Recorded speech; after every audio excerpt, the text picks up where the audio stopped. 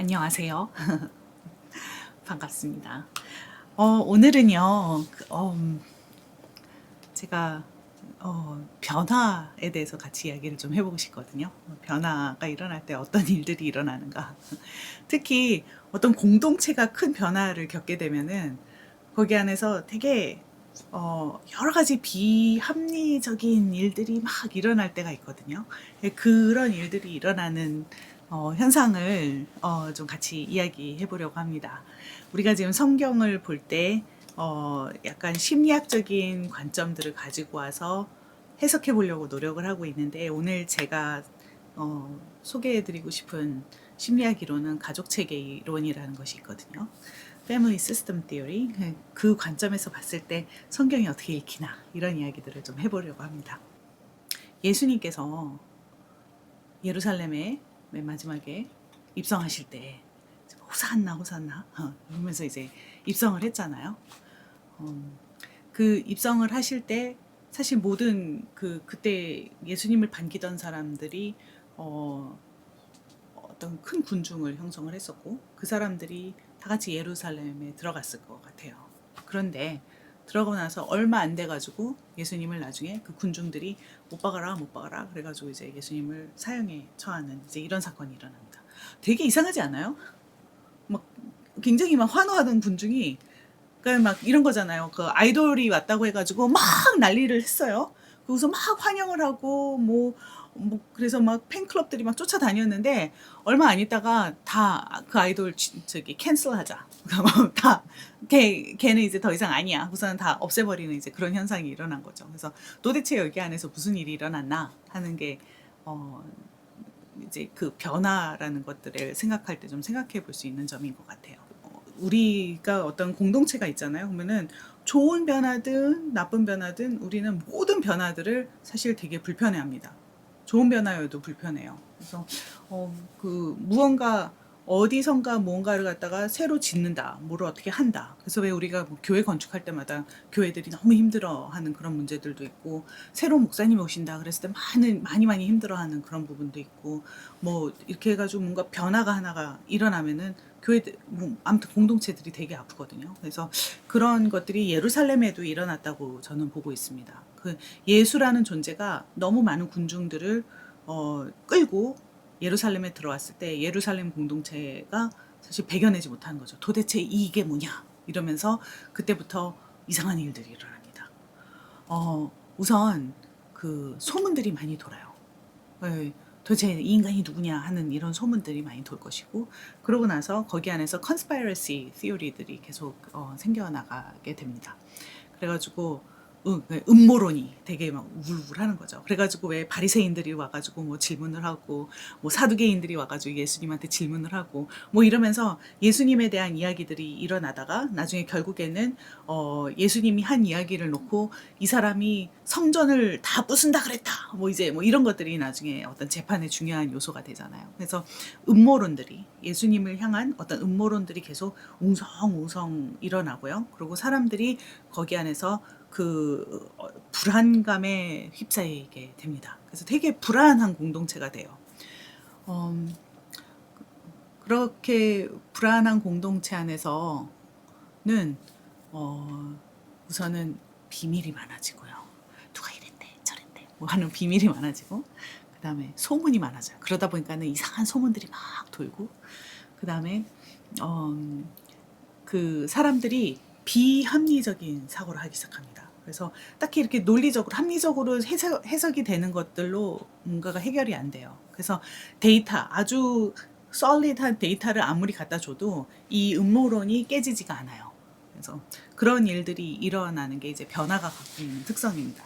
가족 체계 이론은 그런 모습들에 대한 어떤 그 이해를 담은 그런 이론이었어요. 그래서 이들이 생각할 때는 어떻게 이야기를 하냐면요. 어, 항상 공동체는 항상성을 가지게 돼요. 그래서 예루살렘이라는 곳도 사실 항상성을 가지고 있었을 거고요. 그리고 뭐 다른 공동체도 예수님이 들어갔던 모든 공동체들이 어느 정도의 항상성을 가지고 있었을 거예요. 항상성이라는 거는 이제 조금 뭐 우리가 막 뛰어가지고 뭐 체온이 올라갔다 그랬을 때 다시 36.5도로 딱 내려가가지고 그 항상성을 유지하는 거. 뭐 우리가 맥박이 막 두근두근두근 막 굉장히 뛰었다가도 어느 순간이 되면 어느 정도의 그 페이스로 다시 내려간다라는 거. 뭐 우리의 뭐 혈당 이런 것도 왜 밥 먹고 나면 휙 솟았다가 다시 어느 정도로 유지가 되잖아요. 이제 그런 것들이 다 이제 항상성인데요.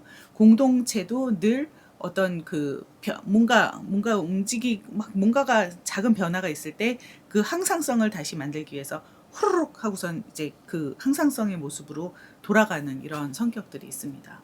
근데 그 항상성을 깨는 무슨 변화가 일어났을 때 그때 이런 비합리적인 사고들이 일어납니다. 그래가지고 저는 그 군중이 결국에는 어떤 그 예수님이라는 분이 끌고 왔던 그 어마어마한 변화의 기운이 있었잖아요. 호산나 다윗의 왕이요. 이게 사실 그 정권을 무너뜨릴 것 같은 뭐 그래서 어떤 정치적인 혁명이 일어날 것 같은 그런 기대치들이 계속 보였던 거기 때문에 그런 기대치를 가진 인물이 딱 예루살렘에 들어왔을 때 그 예루살렘 전체가 너무너무 이 항상성의 어떤 그 위협을 느끼고 그러면서 되게 많은 불안감이 거기 안에서 형성돼서 결국에는 바나바를 살리고 예수를 죽여라 하는 어떤 그런 그 극단적인 상황까지 갈 수 있었다고 생각을 합니다. 공동체는 안정되기를 원하고 그래서 우리는 늘 그 항상성을 찾아가는 어떤 그런 행동들을 하게 되는데 이제 제가 오늘 생각하고 싶은 거는 어, 그렇게 된 이후에 일어났던 일. 예수님이 돌아가시고 사흘 만에 다시 부활하셨고 그러고 나서 일어났던 일들에 대해서 그 제자들이 경험하는 그 현상들에 대해서 좀 같이 생각을 해봤으면 좋겠습니다. 제가 오늘 생각하려는 건 요한복음이에요. 공간복음에서는 마테마가 누가에서는 이야기가 거의 나오지 않는데 요한복음에서 나오는 아주 그 많이 등장하는 아주 생각보다 자주 등장하는 인물이 도마라는 사람이 있습니다. 그래서 오늘 도마의 이야기를 좀 해보려고 합니다. 도마하면 누구죠? 의심하는. 그죠? 의심하는 도마. 좋은 인물입니까? 나쁜 인물입니까? 어떻게 보고 계세요? 그냥 조금 의심했지만 뭐 나중에 네, 돌아와요. 열심히 하는. 열심히 네. 전 도마에 대한 설교들이 다 그 믿지 못하는 것에 대한 어떤 비판의 설교를 저는 들어왔었거든요. 그래서 그 의심하는 것이 좋지 않다 이런 설교를 많이 들어왔었는데 저는 오늘 그거와 완전히 반대되는 이야기를 한번 해보려고 그래요. 네.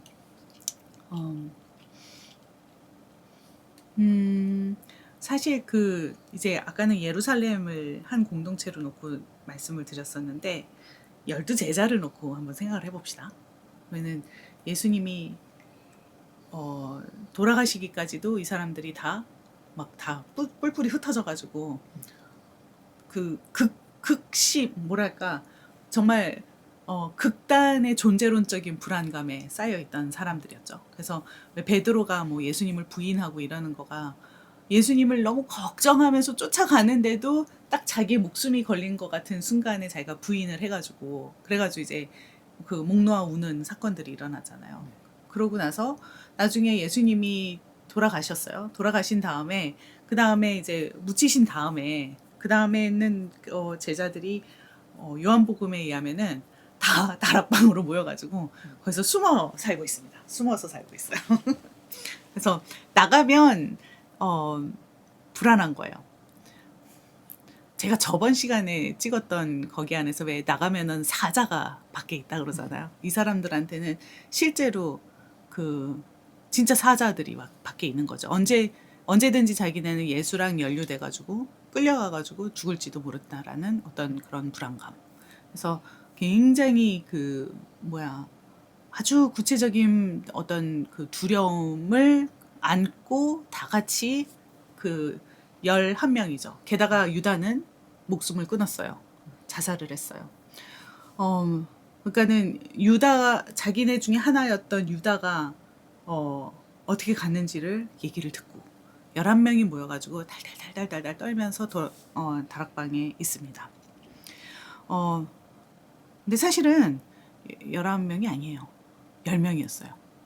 20장 19절에 보면은 그날 곧 주간의 첫날 저녁에 일요일인가 월요일인가 제자들은 유대인들이 무서워서 문을 모두 닫아 걸고 있었다. 그때 예수께서 오셔서 그들 가운데서 너에게 평화가 있기를 하고 인사를 하셨어요. 그랬는데 그때 누가 없었냐면 도마가 없었어요. 그래가지고 이제 사건들이 일어납니다. 제자들이 주님을 보고 다 기뻐했습니다. 기뻐하고 말씀하신 다음에 성령을 받아라. 너희가 누구의 죄든지 사해주면 사해질 것이요 사해주지 않으면 그대로 남아있을 것이다. 이렇게 말씀을 하셨는데 근데 그때 도마가 없었습니다. 그래가지고 제자들이 그에게 우리가 주님을 보았소 하고 말을 하였지만 도마는 나는 내 눈으로 그 손에 못자국을 보고 내 손가락을 그 못자국에 넣어보고 내 손을 그의 옆구리에 넣어보지 않고서는 믿지 못하겠소 하고 말을 하는 거예요. 그랬더니 이제 여드레 뒤에 제자들이 다시 집 안에 있을 때 도마도 함께 있었는데 그때 이제 11명이 있습니다. 문이 잠겨 있었는데 예수께서 오셔서 가운데 서서 너에게 평화가 있기를 빈다고 인사를 하셨어요. 그런 다음 도마에게 내 손가락을 이리 내밀어서 내 손을 만져보고 내 손을 내 옆구리에 넣어보아라. 그래서 의심을 떨치고 믿음을 가져라 라고 말씀을 하셨습니다. 네, 그래서 여기 이 대목에 저는 되게 재밌는 게 몇 가지가 있는데 우선 첫 번째 도마가 이 방에 없었다. 이게 왜 이상한 거냐면 왜 이 사람은 나갈 수 있었지? 그렇잖아요? 이 사람은 나가서 돌아다니고 있는 거예요.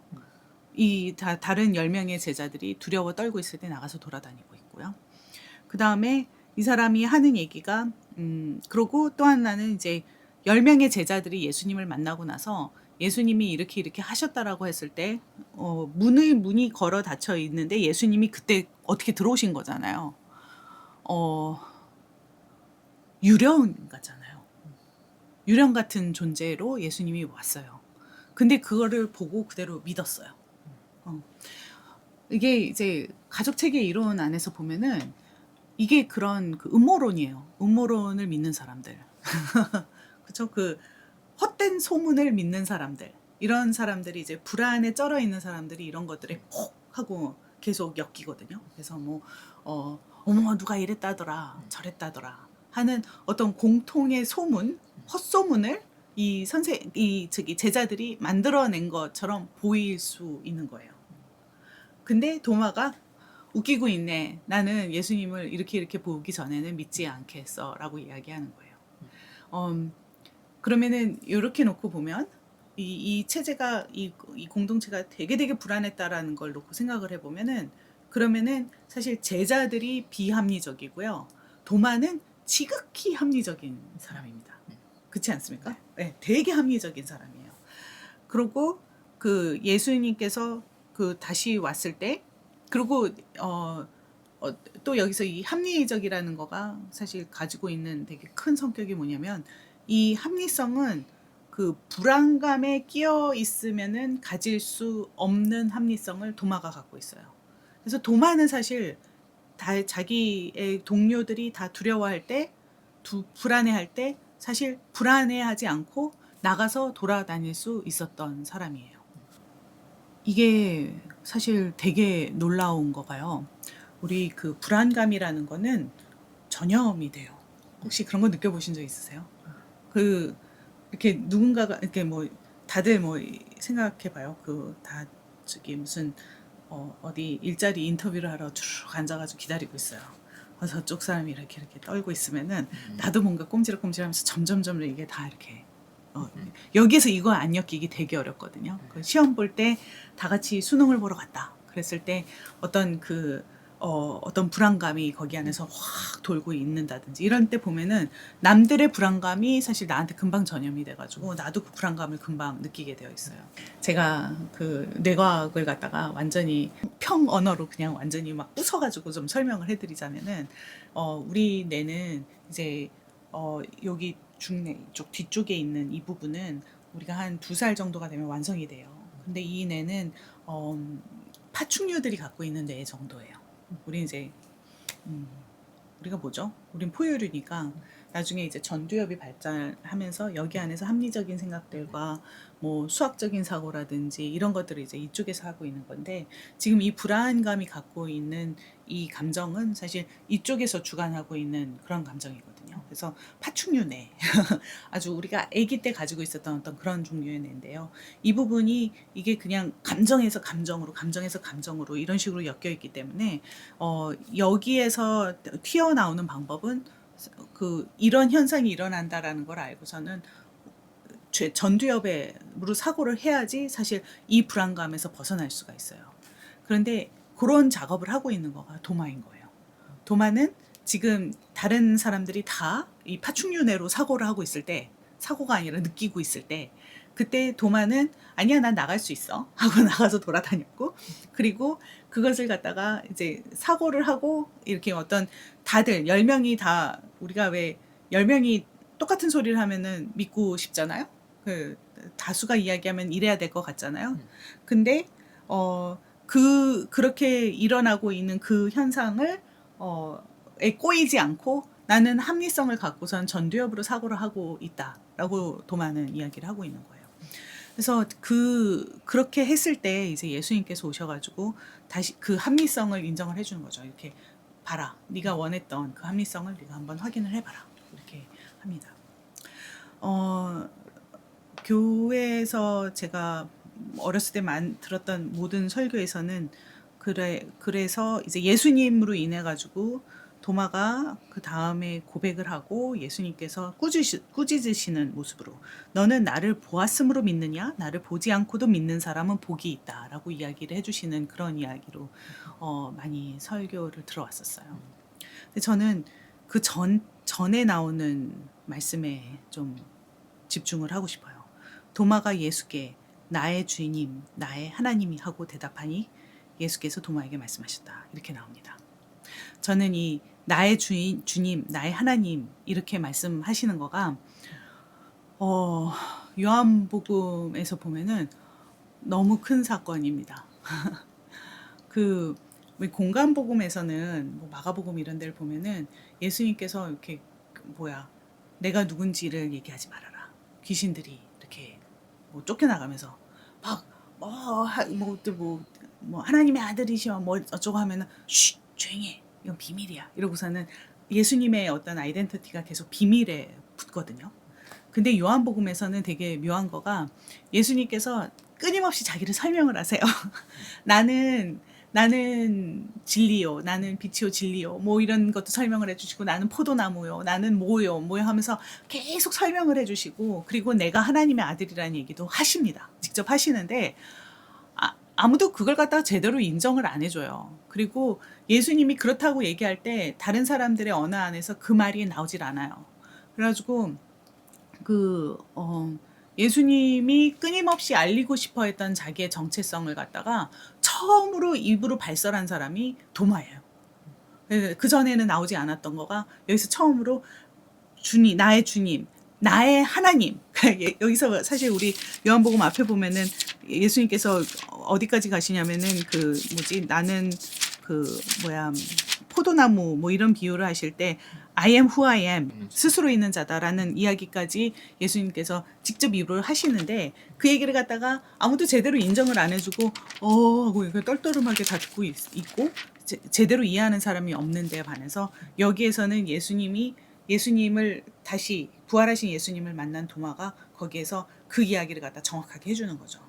저는 이렇게 놓고서는 보기 시작하면은 이게 그 도마를 꾸짖는 말씀이 아니라 사실은 도마를 봐라 후대 사람들이요 이런 거야 하고서는 지적해주는 요한복음 기자가 해주는 이야기라는 생각이 들어요. 그래서 저는 참 결국에는 그 나중에 야사이기도 하고 그렇겠지만은 여러 제자들 중에서 제일 멀리까지 선교 간 사람이 도마예요. 도마가 인도까지 가고 그리고 인도에서의 공동체 아시아권의 뭐 어떤 되게 최고 최 뭐랄까 남방 지점까지 갔던 사람이 이제 도마인 거고, 그리고 도마가 그쵸, 도마의 고백이 이렇게 나오는 거죠. 저는 이 그 가족 체계 이론 안에서 보면은 도마가 이루어낸 거는 자기 분리라는 것을 해낸 겁니다. self differentiation. 지금 상황을 보면서 거기 안에서 내가 하고 있는 것이 무엇이고 나는 어떻다라는 것들이 분명하게 서 있었기 때문에 할 수 있는 일이었어요. 왜냐하면 이 공동체가 너무 불안했기 때문에. 그리고 딱 그 일이 일어나고 나니까는 이제 도마가 딱 이런 고백을 하고 나니까는 그 뒤에 21장에 보면은 이제는 제자들에게 여기저기 나타나시고 뭐 여기에 도마도 있고 갈릴리 사람 나다넬 세베대 아들들과 제자들 가운데 다른 두 사람이 한 자리에 있었고 뭐 그러면서 고기 잡으러 가자 하면서 이 사람들이 더 이상 다락방 안에 있지 않고 다락방 밖으로 나와 있는 모습들이 보이기 시작합니다. 그러니까는 예전에 처음에 예수님께서 제자들에게 나타나서 평화가 있어라라고 했을 때 사실 그 평화를 제자들이 찾아내지 못했고요. 아직도 불안에 쩔어 있었기 때문에 계속 다락방에 있었던 것이고, 도마가 나중에 나의 주인님, 나의 하나님이라는 고백을 하고 난 이후에야 이들이 어떤 그 불안감에 쩔어 있는 다락방에서 나와서 활동을 할 수 있게 되는 겁니다. 제가 이제 가족 체계 이론을 설명할 때 무슨 얘기를 하냐면요. 이 불안감이라는 거가 이렇게 쭉쭉쭉쭉쭉 전염되잖아요. 전염되고 나면은 사실 얘가 어떤 그 전염이 되어 있는 이 공동체는요. 그 전염된 그 상태 안에서 어떤 항상성이 생겨요. 항상성이 생겨서 이렇게 불안한 그 상태로 우리는 그 불안감으로 고무줄로 꽉 짜여가지고 거기 안에서 무언가를 움직여야 되는 어떤 그런 상태가 돼서 별로 많은 것들을 이거 자체가 어떤 항상성이 돼요. 그래서 여기에서 변화를 일으키려면 이 고무줄이 피웅 하고선 다시 와가지고 이 항상성을 계속 유지를 하게 되거든요. 그러면 이런 공동체, 불안한 공동체를 끊어내가지고 이렇게 이 사람들이 다 그 밖으로 나가서 활동하게 하려면은 그 고무줄을 끊는 이런 가위가 하나 필요해요. 한쪽만 끊으면은 후룩 하고서 다 풀려버리잖아요, 고무줄이. 이런 가위가 필요한데, 이 가위는 그 불안감에 쩔어 있지 않은 사람이 그 공동체 안으로 들어가면은 가능한 거예요. 그 불안감이 없는 사람, non-anxious한 사람, 이 사람이 결국은 self-differentiated 된 사람, 자기 분리를 한 사람이거든요. 그래서 자기 분리가 된 사람이 자기 분리가 된 사람, 불안하지 않고 합리적으로 사고할 수 있는 사람, 불안해하지 않고 공동체가 어떻게 돌아가고 있다라는 거를 약간 거리를 두고 볼 수 있는 사람, 이 사람이 들어가면은 이게 가위 역할을 해가지고 불안감이 후루룩 하고 털리는 거죠. 그제서야 결국에는 예수님께서 이야기하셨던 너희에게 평화가 있기를 빈다라고 했던 그 평화가 사실은 이들에게 임하는 거죠. 그래서 이 평화를 만들어낸 도마, 이렇게 생각하면은 의심 많은 도마보다도 되게 합리적이었던 도마, 자기 분리를 해냈던 도마, non-anxious했던 도마, 이렇게 도마를 해석을 할 수가 있답니다. 그래서 저는 이 얘기를 한번 해보고 싶었습니다. 목사님, 어때요? 이 얘기를 듣고 어떤 생각들이 드시나요? 저도 이제 부활절이니까 부활 가족이 했는데 솔직하게 나눔해보자 하면은 부활 신앙에 대한 생각들도 엄청 다양하거든요. 전통적으로 믿는 사람부터 네. 아예 비사실로 그냥 하고 음, 그냥 제자들이 예수의 가르침을 남기려고 지어낸 이야기로 받아들이고 신앙생활하는 사람도 있고, 여기서 걸려 넘어져서 종교를 떠난 사람도 있고, 네. 저 같은 경우에는 이 부활 신앙이 좀 기준이어가지고 요거에서만 조금 의미를 두고 나머지는 기적이 뭐 실제든 아니든 크게 의미 자유로 약간 그런 중간 정도 케이스거든요. 근데 이제 부활을 이제 변증서나 이런 걸 볼 때 저는 이제 변증할 수 있는 건 아니라 생각하는데, 제자들이 그 트라우마 때문에 뭐 불안일 수도 있고 이것 때문에 그러니까 그 집단 환상 체험으로 종교가 이렇게 만들어져 버렸다. 되게 불행한 사람들이다라고 하는 것도 있는데, 도마의 이야기 같은 게 있는 게 조금 도움이 되는 것 같아요. 물론 그런 불안 가운데 종교를 찾는 사람이 현대도 당연히 많은데 좀 이렇게 믿고 따지는 사람들도 늘 있는 거고 신앙을 갖게 되는 접근하는 방식은 사실은 다양할 수 있다라는 게 이미 고대의 신앙 고백이 들어간 것 자체가 너무 이 신앙 자체를 집단의 병리적 현상으로만 환원시킬 수는 없는 음. 다른 각도의 것도 있을 수 있다. 네.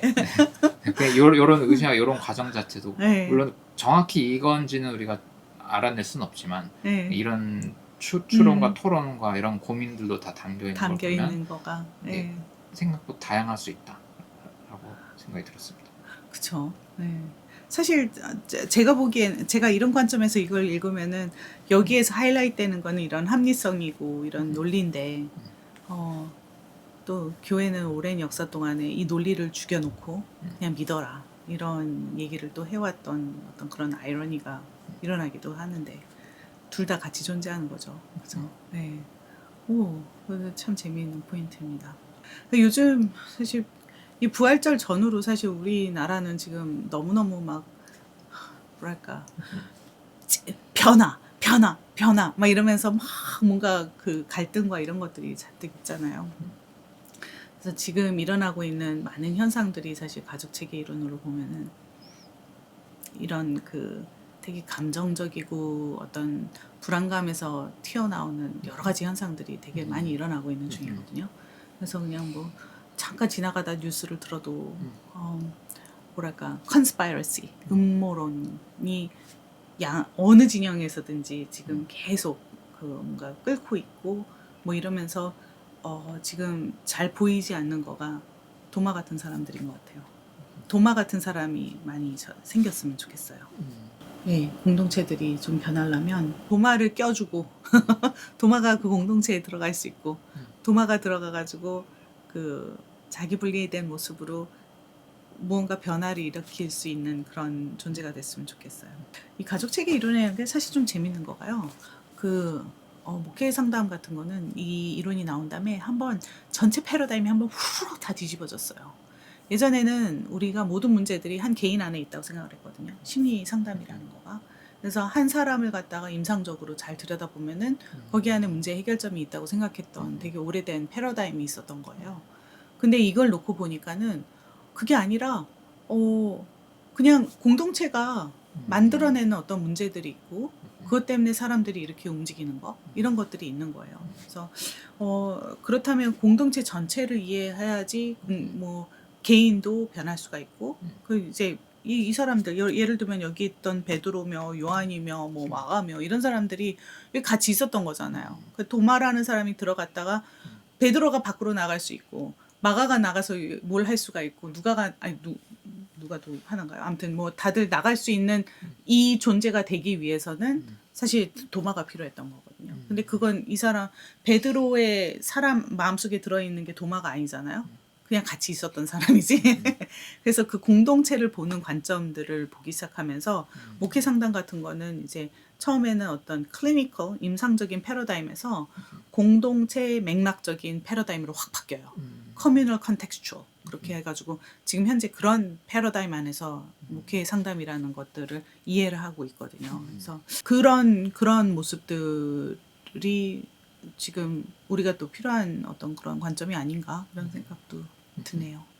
부활 신앙만 봐도 여기서 제자들 집단과 도마의 태도도 다르지만 부활 신앙을 묘사하는 방식도 여기서 아까 교수님 말씀하셨듯이 예수님이 그야말로 비물질적 존재처럼 왔다 갔다 하는 모습도 있는데 도마 이야기에서는 되게 그 육체적 그거를 그대로 드러낸 방식도 있고 이게 사실은 어떻게 하나로 정합될 수 없는 모순되는 표현들이 다 그냥 있는 거잖아요. 이게 깔끔하게 정리되지 않고 그냥 이대로 다 들어가 있고 제자들의 태도도 다르고 이런 거 보면 그냥 이대로 두고 중요한 거는 공동체 안에서 말씀하신 조금 불안과 뭐 이런 거를 조금 그래도 해소하면서도 예수의 사랑을 따르려고 하는 작은 커뮤니티들이 사실은 부활 신앙을 계속해서 전달해 온 거니까는 네, 맞아요. 모르는 건 그냥 그래요. 이대로 놔두고 네. 좋은 공동체 감성을 이제 서로 장려하면서 하면 좋지 않을까. 그러게요. 참 성경 안에 여러 가지 목소리가 다 들어있는데 음. 이걸 우리는 하나로 다 갖고 있는 네, 거예요. 또 그죠? 부활 시간 네. 신학 토론만 하는 사람들도 여기까지 엄청 싸워. 이게 영적 부활, 육체가 맞아요. 원해 와또 이렇게 네. 막 이렇게 싸우기만 엄청 싸워가지고 네. 잘 모르죠 사실은 정확히 이거 모순적이니까. 그래요. 그러게요. 이런 모순적인 게 한꺼번에 다 나타난 그런 텍스트이기도 하네요. 네. 네. 아무튼 재미있는 텍스트라고 생각합니다. 네, 네. 다음에 또 뵙도록 하겠습니다. 안녕히 계십시오. 감사합니다. 평안하십시오.